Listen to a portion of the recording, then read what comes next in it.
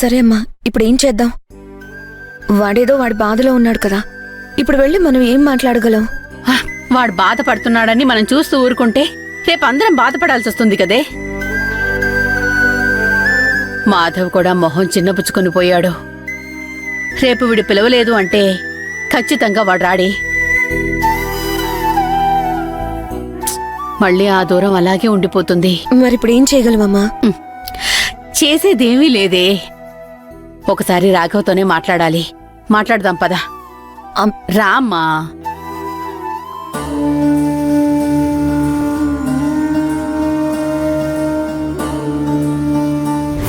ఆస్తి తాకట్టు పెట్టడానికని వెళ్ళి నువ్వు సంతకాలు పెట్టావు. మా అందరి సంతకాల్ని ఫోర్జరీ చేసి మన ఆస్తిని కొట్టేసింది ఆ రుద్రాణి. కానీ మన భూమి, మాధవ్ ఇద్దరూ ఎంతో కష్టపడి మన ఆస్తి మళ్ళీ మనకు దక్కేలా చేశారా.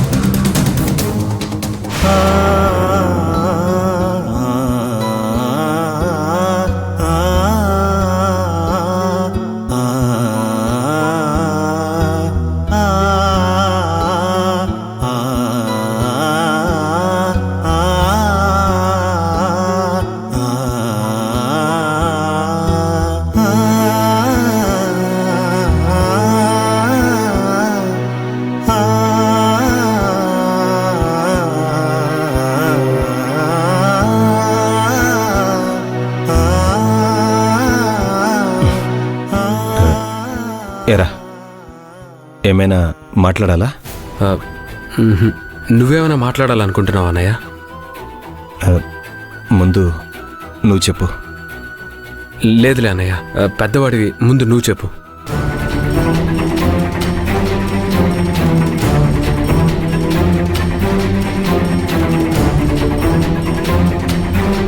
నేను చెప్పేదేమంతరా, సలహాలు ఇవ్వడానికి పెద్దవాళ్ళ ముందు చెప్తారు, ఏదైనా అడగాలి అనుకుంటే చిన్నవాళ్ళ ముందు అడుగుతారు.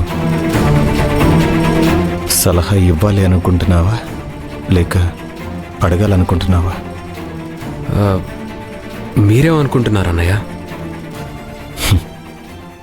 నా గురించి వదిలేమని చెప్తున్నాను కదా. లేదన్నయ్య, ముందు నువ్వే చెప్పు. రే, ముందు ఎవరో ఒకరు మాట్లాడండిరా. మీరేం మాట్లాడాలనుకుంటున్నారో మాకు అర్థం కాక మేమేం మాట్లాడాలో మాకు అర్థం కావడం లేదు.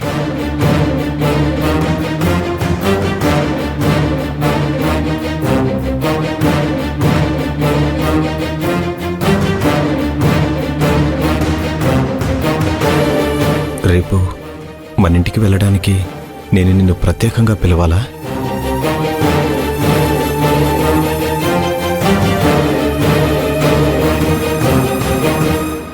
అన్నయ్య, అది చెప్పరా. నిన్నటి వరకు నా ఇల్లు నీ ఇల్లు అన్నట్టు ఉన్నాం కదా, ఇంకా అలాగే ఉందామా?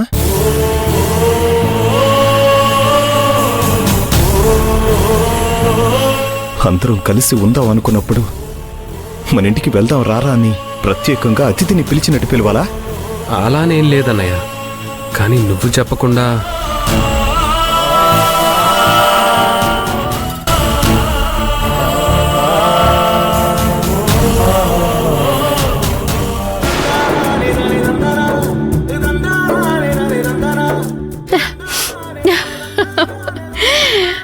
భగవంతుడా,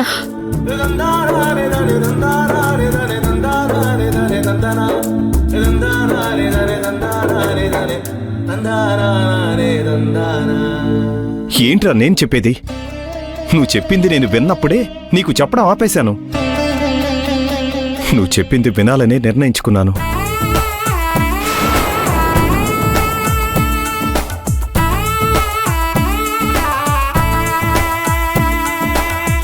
ఆ రోజు నువ్వు చెప్పిన మాట వినకపోవడం వల్లనే కదా ఈ సమస్యలన్నీ. ఇంకా నేను చెప్పాలని నువ్వు ఎదురు చూడడం ఏంటి?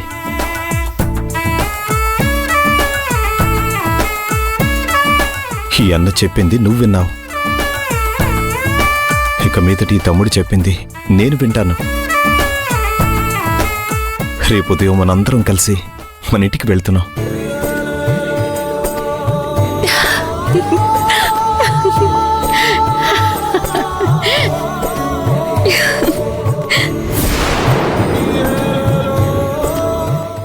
అమ్మయ్యా, మా నెత్తిన పాలు పోసారు కదరా.